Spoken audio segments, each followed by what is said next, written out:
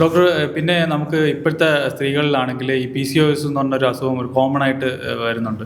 അപ്പോൾ ഇത് ഈ ജീവിതശൈലി കൊണ്ടിട്ടാണോ അല്ലെങ്കിൽ വേറെ എന്തെങ്കിലും കാരണങ്ങൾ കൊണ്ടിട്ടാണോ അത് വരുന്നത്? പ്രധാനമായിട്ടും ജീവിതശൈലി തന്നെയാണ്. ഓക്കെ.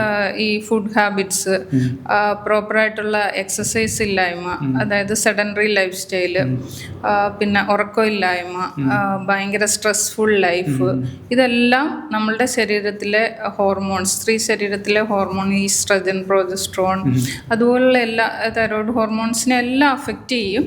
അതിലെല്ലാം ഒരു ഇംബാലൻസ് ഉണ്ടാവുകയും ചെയ്യും, റെഗുലാരിറ്റീസ് ഉണ്ടാവുകയും ചെയ്യും. അതുവഴി നമുക്ക് ഈ ഹോർമോൺസ് ഒന്നും കൃത്യമായിട്ട് പ്രവർത്തിക്കാതെ വരുമ്പോഴാണ് ഇതുപോലുള്ള സിസ്റ്റ് കാര്യങ്ങളെല്ലാം നമ്മളുടെ ശരീരത്തിൽ ഉണ്ടാവുന്നത്. അപ്പോൾ അതിൻ്റെ ഭാഗമായിട്ട് ക്രമമല്ലാത്ത ആർത്തവം, അതുപോലുള്ള പ്രശ്നങ്ങൾ, പിന്നെ മൂഡ് സ്വിങ്സ്, പലതരത്തിലുള്ള പ്രീമെൻസ്ട്രൽ സിംറ്റംസ്, അങ്ങനെയുള്ള ഒരുപാട് പ്രശ്നങ്ങൾ ശാരീരികമായിട്ടും മാനസികമായിട്ടും ഉണ്ടാവാനുള്ള ചാൻസസ് കൂടുതലാണ്. ഇപ്പം നമ്മൾ ഈ PCOS കൊണ്ടിട്ട് നമുക്ക് ഇൻഫെർട്ടിലിറ്റി ഒക്കെ വരാനുള്ള ചാൻസസ് ഉണ്ടോ?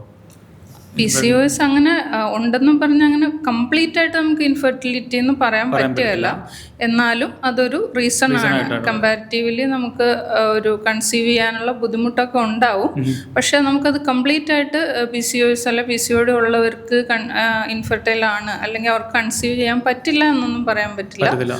കൺസീവ് ആവാനും പറ്റും. പക്ഷെ അത് അവർക്ക് പ്രോപ്പറായിട്ടുള്ള മെഡിക്കേഷൻ, പ്രോപ്പറായിട്ടുള്ള ഡയറ്റ്, എക്സസൈസ്, അങ്ങനെയുള്ള കാര്യങ്ങളൊക്കെ കൊണ്ട് തന്നെ നമുക്കത് ക്ലിയർ ചെയ്യാൻ പറ്റും. അതുകൊണ്ട് അവർക്ക് കൺസീവ് ആവാൻ പറ്റില്ല എന്ന് പറയാൻ പറ്റില്ല. ഓക്കെ.